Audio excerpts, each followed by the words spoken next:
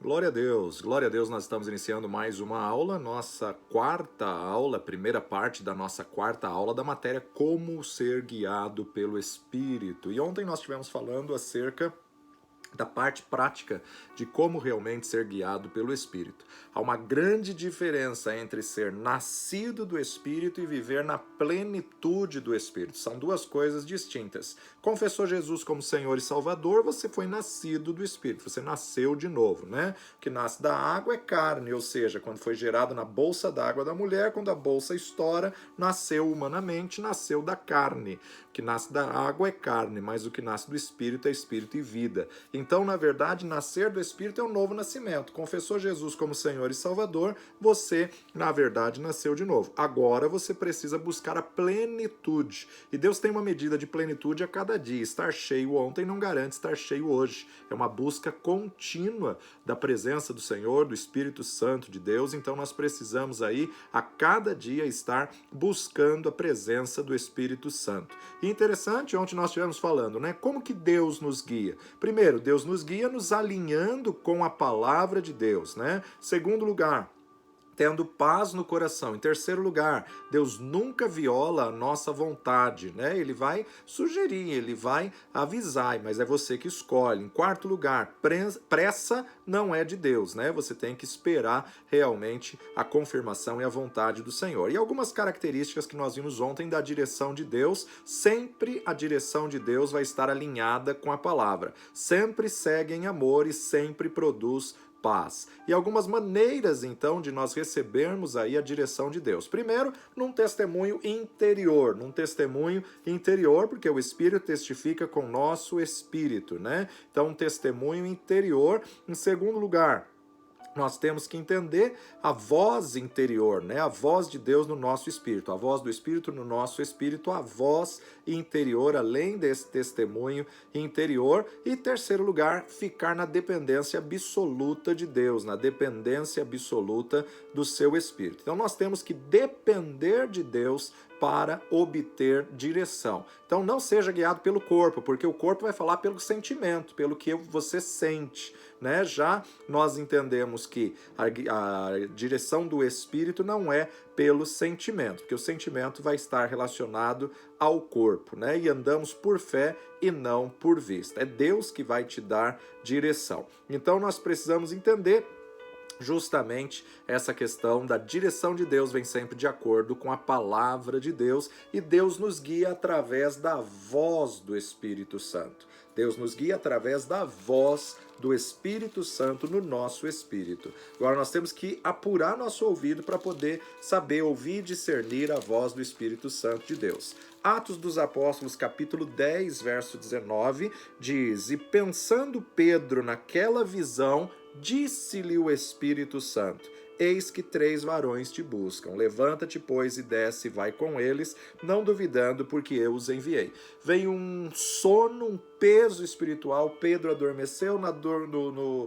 Quando ele adormeceu, ele teve uma visão, um sonho. De repente, o Espírito Santo falou com ele. Quando ele acordou, o Espírito Santo disse no espírito dele: "Eis que 3 varões te buscam, levanta-te e vai até eles." E ele foi, então, até a casa de Cornélio, né? Deus nos orienta por meio do que nós chamamos uma voz mansa e tranquila, mesmo que seja para corrigir, mesmo que seja para nos alinhar. A voz de Deus é como voz de muitas águas, mas ela é uma voz mansa, suave, ela é uma voz tranquila, né? Deus pode nos orientar através de um testemunho no íntimo, a testemunho interior, e por meio de uma voz tranquila e suave, ou mediante a voz do Espírito Santo de Deus. E aí então nós temos que entender que ele pode sim falar através de uma profecia, mas a profecia na dispensação da graça, ela vem apenas para confirmar aquilo que Deus já colocou no teu espírito. Profecia não vem na dispensação da graça para dar direção. Na dispensação dispensação da graça, a profecia vem só para confirmar aquilo que o Senhor já te disse. Atos dos Apóstolos, capítulo 13, verso 1 e 2. Na igreja que estava em Antioquia,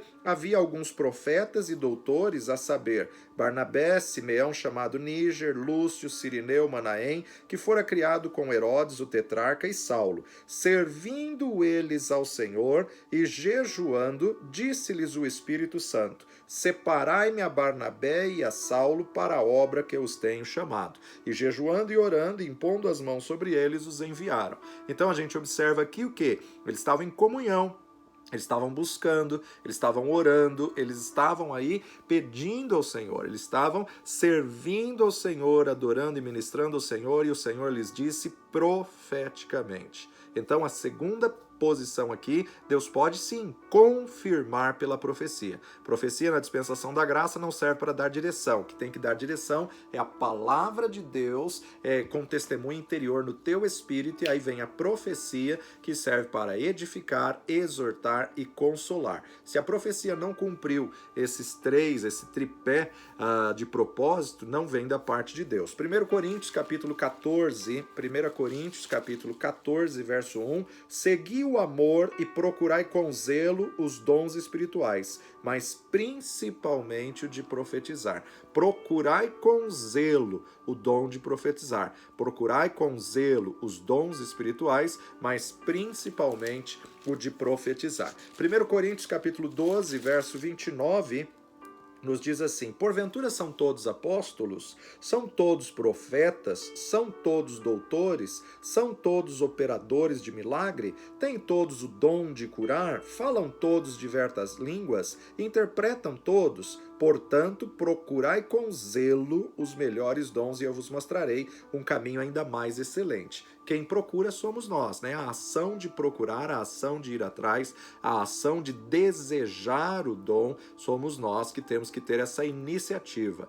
Deus pode falar profeticamente, não isentamos essa maneira de Deus falar na direção do Espírito, mas a forma de Deus falar na dispensação da graça é para confirmar o que o Senhor já colocou no seu coração, é para confirmar aquilo que o Senhor já ministrou a você. Então, sabendo que a profecia hoje ela vem para confirmar o que Deus já falou, no teor de edificar, exortar e consolar. Olha só, Atos 20, verso 22, Atos 20, 22, nos diz assim, Atos 20, 22 e 23.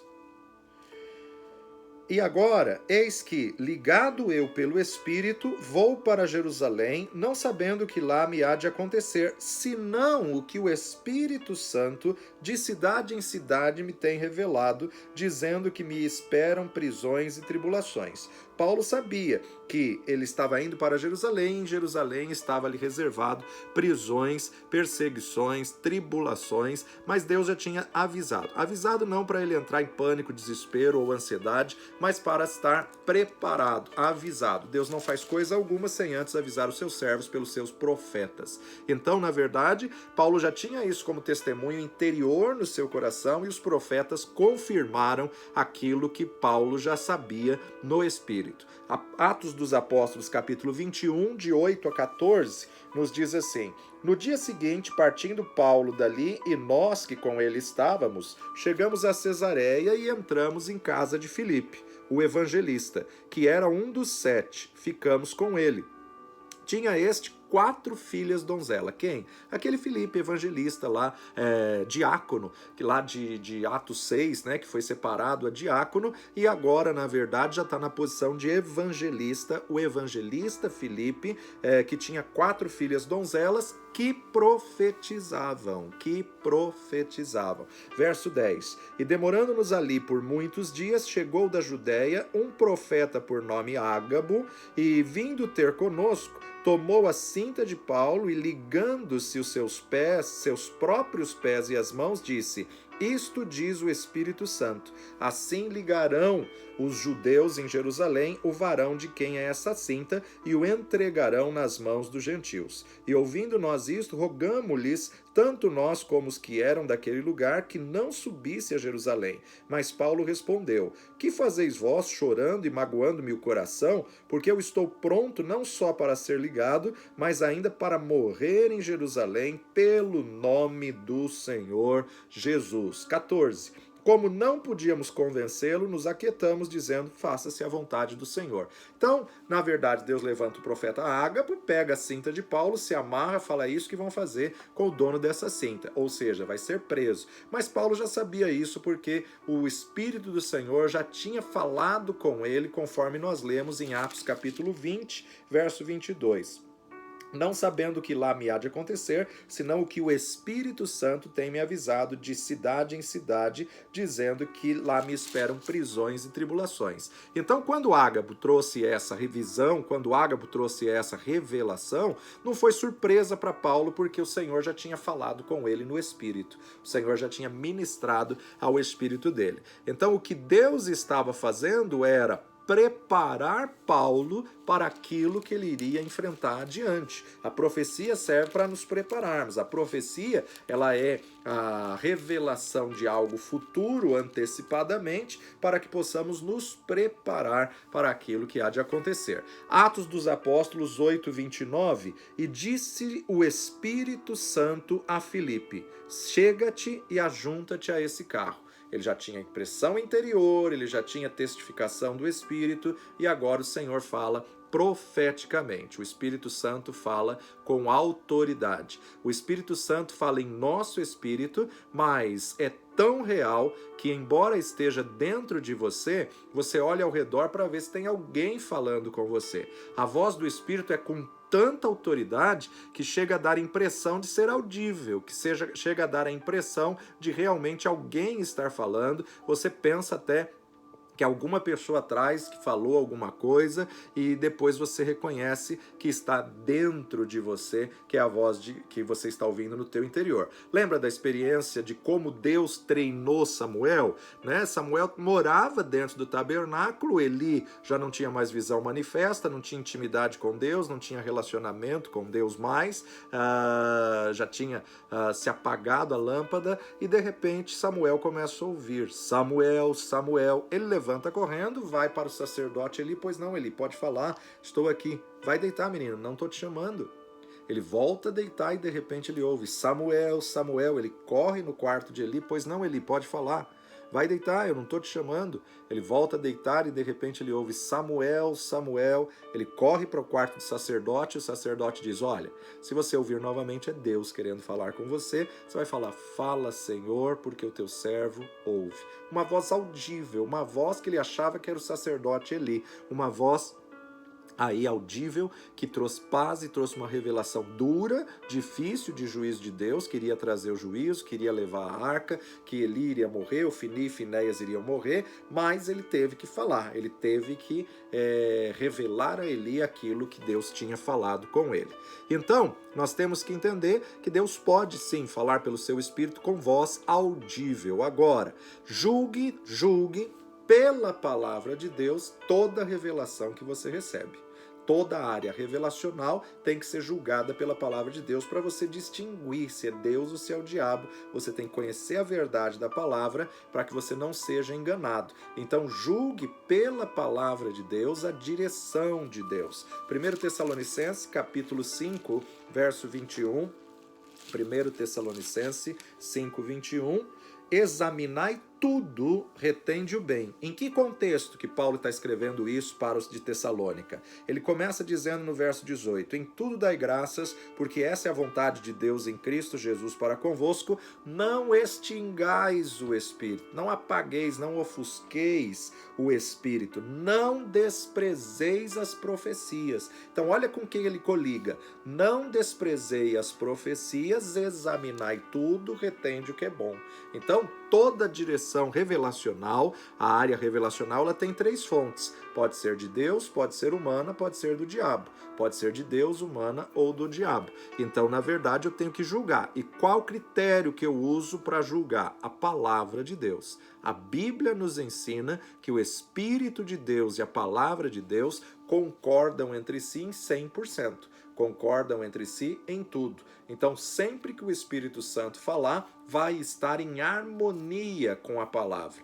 Não devemos buscar vozes, não devemos seguir vozes, devemos seguir a palavra de Deus. E o Espírito Santo de Deus sempre, sempre, sempre vai falar algo que esteja de acordo com a palavra.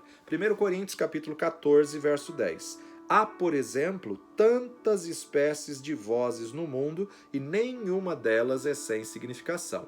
Tantas espécies de voz, mas uma só é a voz de Deus, né? Há muitas pessoas dentro das igrejas que querem ouvir vozes, né? Não importa de onde seja. Não podemos ser assim. Temos que fechar o ouvido para tudo que é voz que não seja da parte de Deus, e devemos estar firmados na palavra do Senhor. Muitas pessoas querem ouvir, mas nós não devemos aceitar qualquer voz sem examiná-la à luz da palavra de Deus, à luz da verdade de Deus. Então nós temos que reconhecer de onde vem a direção, como ser guiado, de onde vem a direção. Né? Não é o homem interior que deseja praticar o mal que vai te dar direção para o homem exterior. Não. Nós temos que entender, não é o homem interior que deseja praticar o mal, mas sim o homem exterior. Você precisa aprender a distinguir se é da carne ou se é do espírito. A carne vai querer satisfazer os desejos da carne, mas o espírito satisfazer os desejos de Deus. Então, saiba reconhecer de onde vem a direção. Ela vem de Deus? Se ela vem de Deus, ela vai estar de acordo com a palavra de Deus em tudo. Não pode esbarrar em nenhuma vírgula e nenhum item. Provérbios capítulo 3, verso 17. Os seus caminhos são caminhos de delícias e todas as suas veredas, paz. Todas as suas veredas, paz. Os caminhos de Deus são cheios de amor, de paz, são caminhos de delícia. A direção de Deus sempre se alinha com a palavra de Deus. Agora, se ela é da carne, então ela é um falso cognato. Se ela é da carne, aí então ela vai ser justamente algo que vai satisfazer os desejos da carne. Existe uma grande distinção entre provação e tentação. Provação vem da parte de Deus e sempre com o propósito de te levar a crescimento. A prova vem para te passar de ano, a prova vem para te levar a um novo nível. Agora, tentação vem sempre do diabo e sempre com propósito para a queda. A tentação é sempre para tentar te afastar de Deus, a provação para te aproximar de Deus. Então, existe uma grande diferença entre provação e tentação. Embora no original seja a mesma raiz da palavra, nós temos que entender o contexto. Aliás, quando a Bíblia foi traduzida na Revista e Corrigida, por ser a mesma palavra, traduziram com a mesma palavra. Mas, na verdade, nós temos que ler o contexto e entender a interpretação. Então, volta comigo para Tiago, capítulo 1. Capítulo 1 de Tiago, a partir do versículo 1, nos diz assim: Meus irmãos, tende grande gozo quando cairdes em várias tentações. Não é tentação. Aqui é provação. Tanto é provação que o versículo 3 vai dizer, sabendo que a prova. Se fosse tentação, seria sabendo que o tentar da vossa fé. Mas não é tentação, é provação. A Bíblia está errada? Não, é só uma questão de interpretação. Meus irmãos, tem de grande alegria o passardes por várias provações, sabendo que a prova da vossa fé produz a paciência. Tenha, porém, a paciência sua obra perfeita, para que sejais perfeitos e completos, sem faltar em coisa alguma. Se algum de vós tem falta de sabedoria, peça a Deus, que a todos dá liberalmente, não o lance em rosto e ser-lhe-á dada. Peça-a, porém, com fé, não duvidando, porque o que duvida é semelhante à onda do mar, que é levada pelo vento e lançada de uma para outra parte. Não pense tal homem que receberá do Senhor alguma coisa. O homem de coração dobre é inconstante em todos os seus caminhos.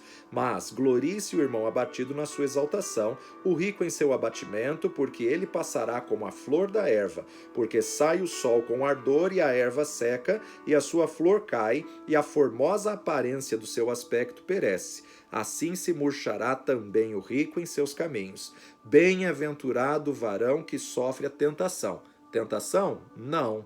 Provação. O próprio versículo já diz isso. Porque quando for provado, se é provado, então é provação. Então vamos lá.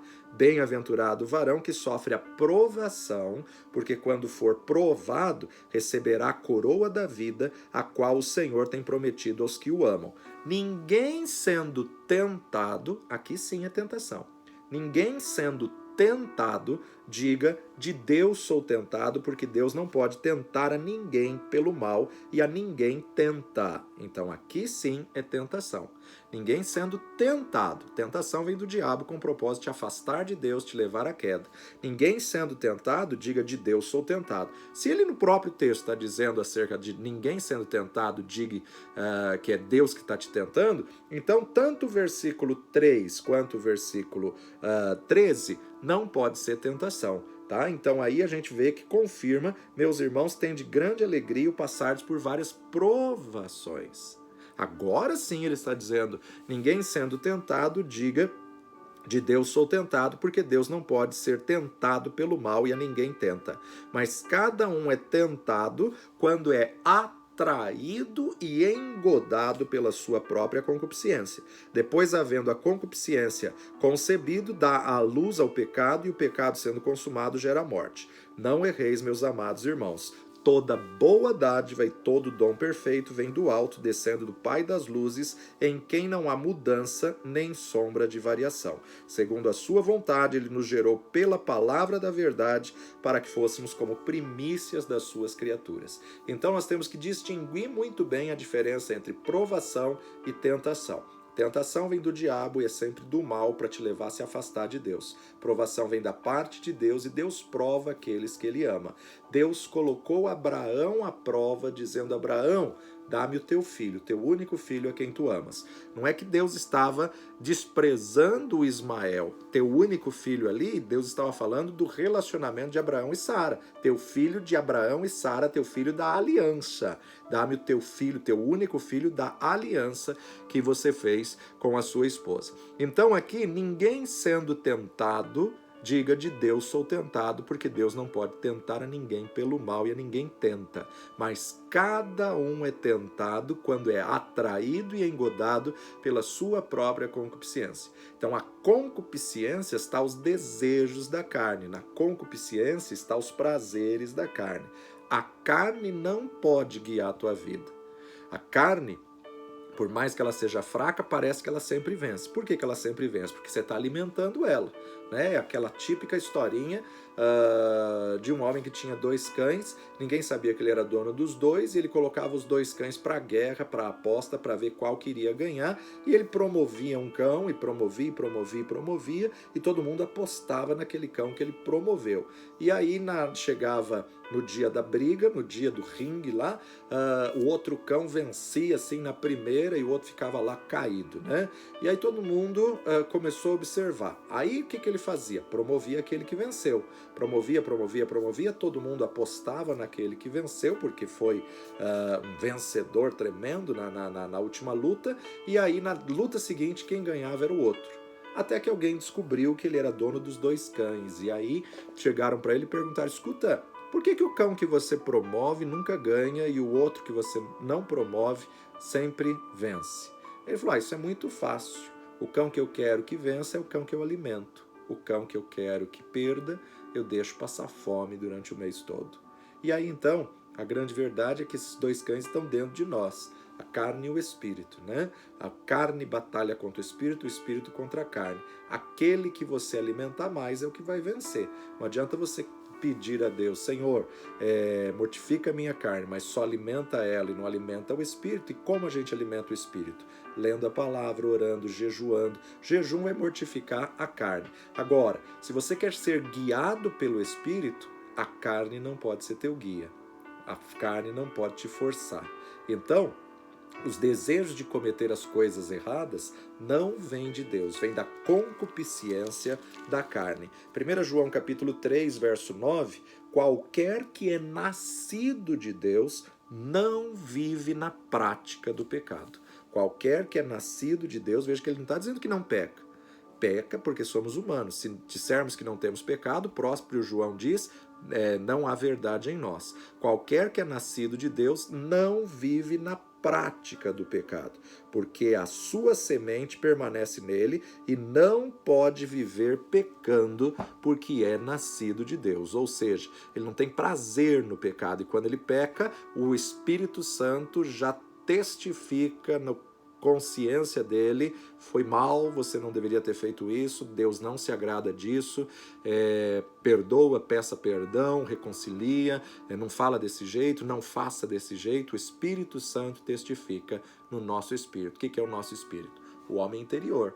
Então, espiritualmente, nascemos de Deus e participamos da sua natureza, e a natureza de Deus não é para cometer o pecado, não é para cometer o mal, até que a mente seja renovada pela palavra de Deus. A carne e o espírito não regenerado vão dominar o espírito do homem, e assim ele permanecerá como um cristão carnal. O que é o cristão carnal? O cristão carnal é aquele justamente que anda na carne, que conhece a verdade, mas não vence o pecado. Conhece a verdade, mas não mortifica os prazeres da carne. Nós vimos isso daí na matéria Fases do Crescimento. Se você não fez a matéria Fase do Crescimento, nós temos as videoaulas dela, que você pode estar assistindo gratuitamente no canal do YouTube, a videoaula de Fase do Crescimento. Aliás, vai sair todas as videoaulas em pendrive. Você que não tem um bom sinal de internet, você vai poder comprar no pendrive as 12 matérias do primeiro ano e as 6 matérias do segundo ano, do terceiro ano, você vai poder adquirir em pendrive. Entra em contato com a gente que a gente já vai passar para você aí que quiser adquirir aí as matérias em pendrive. Cada pendrive vai ter uma matéria com apostila, tudo direitinho no mesmo pendrive, uma coleção maravilhosa para você poder ter, guardar e ficar aí para você essa verdade desse ensino. Então, o que acontece? Na fase do crescimento, eu estive explicando sobre o homem natural, que é aquele que não conhece a Deus e peca porque ele faz o que é da natureza adâmica. O homem carnal, que é o que conhece a Deus, sabe o que é certo, o que é errado, o que é pecado, o que não é, mas decide continuar no pecado. Então ele é governado pela carne, embora já tenha sido nascido de novo. E o homem espiritual, que é aquele que mortifica a carne e é dirigido pelo Espírito. 1 Coríntios capítulo 3, versos 1 a 3. Porventura, começamos outra vez a louvar-nos a nós mesmos? Ou necessitamos, como alguns, de cartas de recomendação para vós ou de recomendação de vós? 1 Coríntios, perdão, estou em 2 Coríntios. 1 Coríntios 3, versos 1 a 3. E eu, irmãos, não vos pude falar como a espirituais, mas tive que vos falar como a carnais, como meninos em Cristo. Com o leite vos criei e não com manjar, porque ainda não podíeis e nem tampouco agora podeis, porque ainda sois carnais. Pois havendo entre vós inveja, contenda, dissensões, não sois porventura carnais e não andais segundo os homens? Peraí, para quem que Paulo está escrevendo? Para a igreja de Corinto. E a igreja de Corinto, ele está dizendo que eles estão sendo carnais. Então existe o homem natural, que é aquele que não conhece a Deus, e os carnais são aquele que conhece a Deus, conhece a verdade, sabe o que é certo e o que é errado, mas decide continuar sendo guiado pela carne. Nós não podemos ser guiados pela carne, nós temos que ser guiados pelo Espírito. E como nós vamos ser guiados pelo Espírito? Mortificando as obras da carne, fortalecendo a palavra de Deus, a direção do do Espírito no nosso espírito. Tem uma tradução que vai dizer assim ainda: porque ainda estáis governados pelo corpo. Disse-lhes então: e não andais segundo os homens? Então, nós precisamos mortificar as obras da carne e fortalecer no espírito. Algumas maneiras extraordinárias de orientação. Em primeiro lugar, usando a profecia como a confirmação direta de Deus. Entenda que a profecia na dispensação da graça só é para confirmar a direção que Deus já colocou no teu interior. 1 Coríntios capítulo 14, de 1 a 3. O dom da profecia é superior ao de línguas. Segui o amor e procurai com zelo os dons espirituais, mas principalmente o de profetizar. Porque o que fala em língua estranha não fala aos homens senão a Deus, porque ninguém o entende e em espírito fala de mistérios, a si mesmo. Fala de mistérios, mas o que profetiza fala aos homens para edificação, exortação e consolação. O que profetiza fala aos homens para edificação, exortação e consolação. A profecia serve para edificar, exortar e consolar, então ela pode sim ser uma confirmação de uma direção de Deus na sua vida. Atos capítulo 21, versos 8 a 14. No dia seguinte, partindo dali Paulo e nós que com ele estávamos, chegamos a Cesareia e entrando na casa de Filipe, o evangelista, que era um dos 7, ficamos com ele. Tinha este 4 filhas donzelas que profetizavam. Já lemos isso daqui, mas vamos confirmar aí até o verso 14, que profetizavam. Demorando-nos ali muitos dias, chegou da Judéia um profeta por nome Ágabo, profeta Ágabo, e vindo ter ele conosco, tomou a cinta de Paulo e ligando-se os seus próprios pés e mãos, disse: isto diz o Espírito Santo, assim ligarão os judeus em Jerusalém o varão de quem é esta cinta e o entregarão nas mãos dos gentios. E ouvindo nós isso, rogamo-lhes, tanto nós como os que eram daquele lugar, que não subisse a Jerusalém. Mas Paulo respondeu: que fazeis vós, chorando e magoando-me o coração? Porque eu estou pronto não só a ser ligado, mas ainda a morrer em Jerusalém pelo nome do Senhor Jesus. E como não podíamos convencê-lo, nos aquietamos, dizendo: faça-se a vontade do Senhor.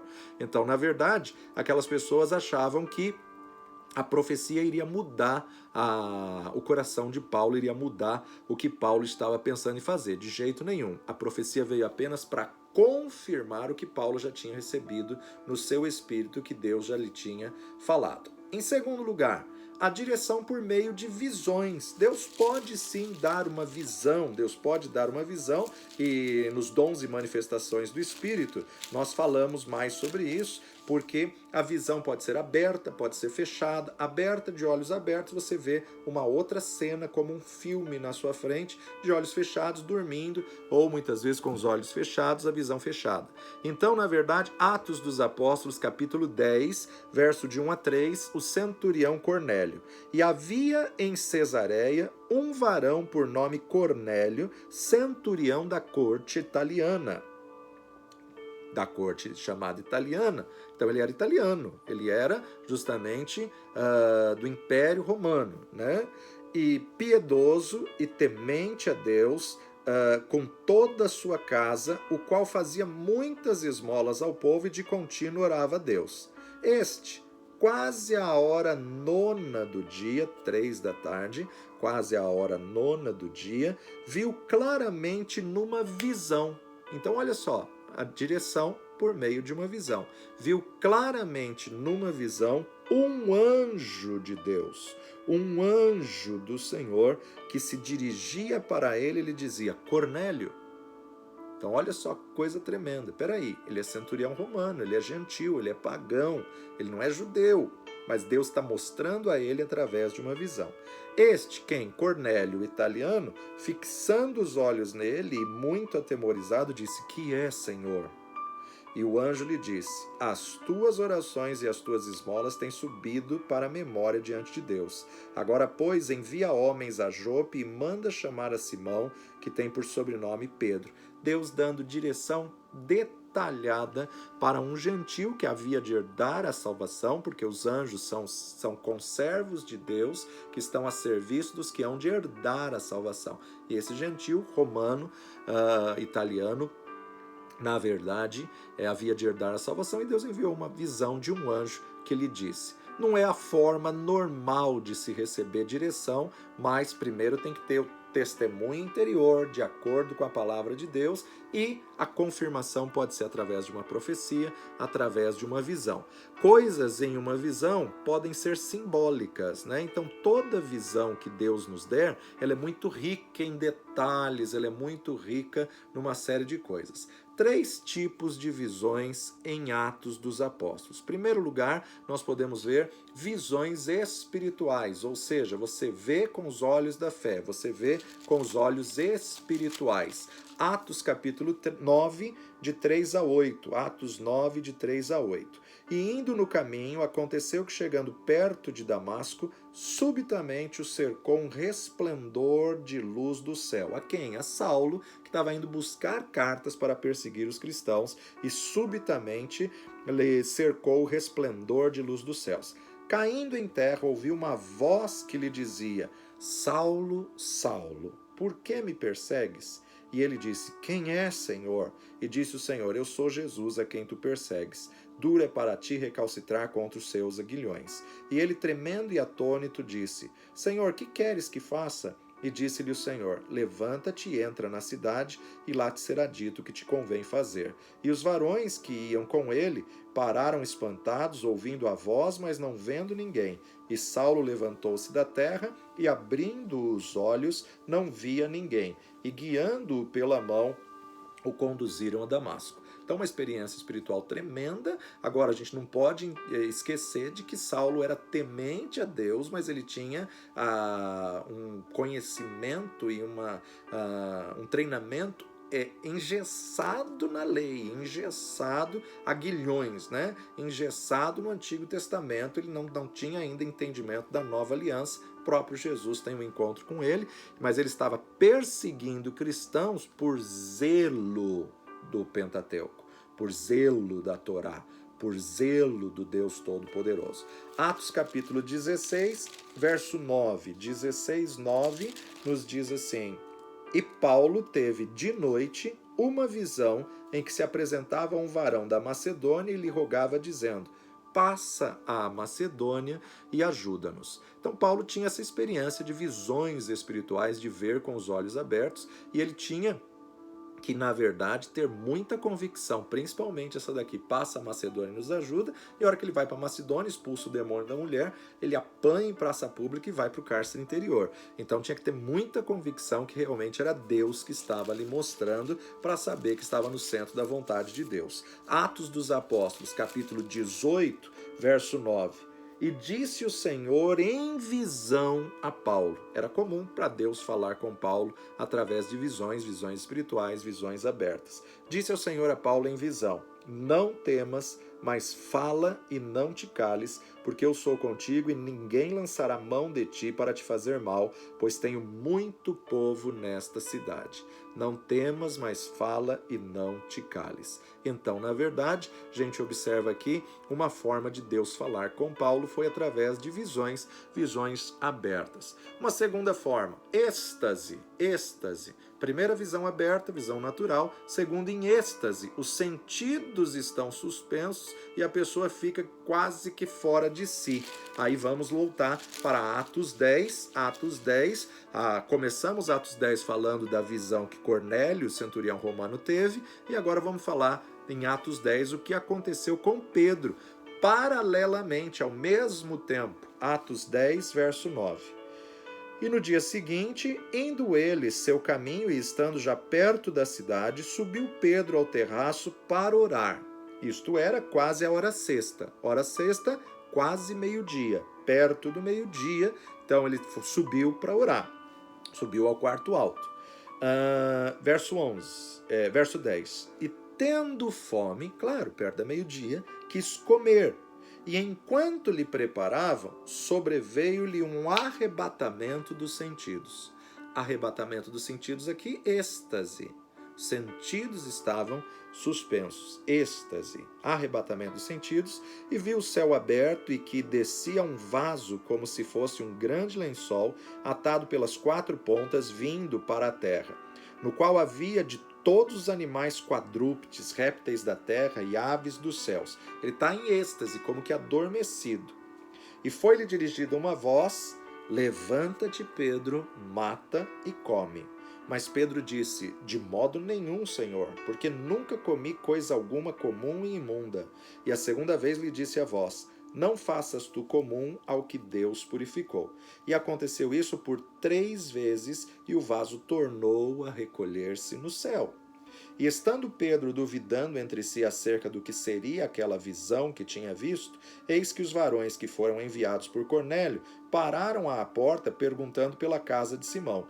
E chamando, perguntaram se Simão, que tinha por sobrenome Pedro, morava ali. E pensando Pedro naquela visão, disse-lhe o Espírito: eis que 3 varões te buscam, levanta-te, pois, e desce, e vai com eles, não duvidando, porque eu os enviei. Então ele tem um êxtase, os sentidos são suspensos, ele tem uma experiência espiritual tremenda e gloriosa, e de repente acontece aquela visão, já chegam as pessoas e Deus continua falando com ele. Uma segunda forma de Deus poder confirmar, testificar, guiar seus filhos pelo seu Espírito. O Espírito Santo sempre dando instruções de acordo com a palavra de Deus. Atos dos Apóstolos 22, 17.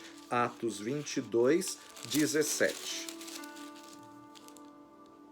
E aconteceu que, tornando eu para Jerusalém, quando orava no templo, fui arrebatado para fora de mim. Então aqui a gente vê arrebatado para fora de mim. Paulo em êxtase, né? Então uma segunda forma. Uma terceira forma é visão de olhos abertos, visão aberta. A pessoa está vendo o cenário na frente, mas aparece uma película na frente, visão aberta, com os olhos abertos. Atos 7, verso 55. Então a primeira visão é com os olhos fechados, aqui a segunda visão aberta com os olhos abertos.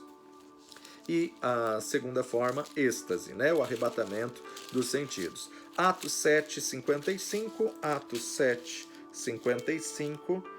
Mas ele, estando cheio do Espírito Santo e fixando os olhos no céu, viu a glória de Deus e Jesus que estava à direita de Deus e disse: eis que vejo os céus abertos e o Filho do Homem que está em pé à mão direita. Então, Estevão tem uma visão de olhos abertos, uma visão, uma experiência tremenda e gloriosa. Atos 12, de 7 a 10, Atos 12, de 7 a 10, e eis que lhe sobreveio o anjo do Senhor e resplandeceu uma luz na prisão, e tocando a Pedro no lado, o despertou.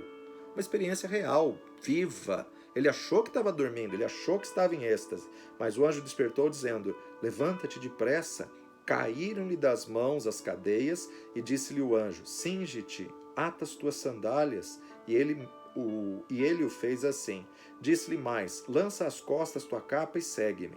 Saindo seguia e não sabia que era real o que estava sendo feito pelo anjo, mas cuidava que via alguma visão, mas estava acontecendo real, literal, ali.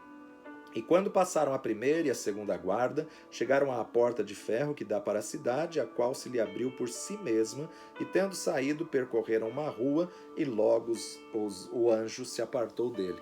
Que experiência tremenda e gloriosa que Pedro viveu, que Pedro pôde viver na sua própria vida, na sua própria carne, ter esse testemunho de vida, né? Ele achou que era apenas uma visão, não sabia que era real aquilo que ele estava tendo de experiência. Então, nós não podemos buscar a direção através de visões. A visão vem para confirmar aquilo que o Senhor já colocou no teu coração, no teu espírito. Nós vamos para o intervalo e depois do intervalo nós vamos estar falando sobre conhecendo o Espírito Santo. Por quê? Se nós vamos ser guiados pelo Espírito Santo, precisamos conhecê-lo. Se vamos ser guiados pelo Espírito Santo, nós vamos acrescentar aqui esse capítulo que não tem na sua apostila, mas depois do intervalo. Deus te abençoe.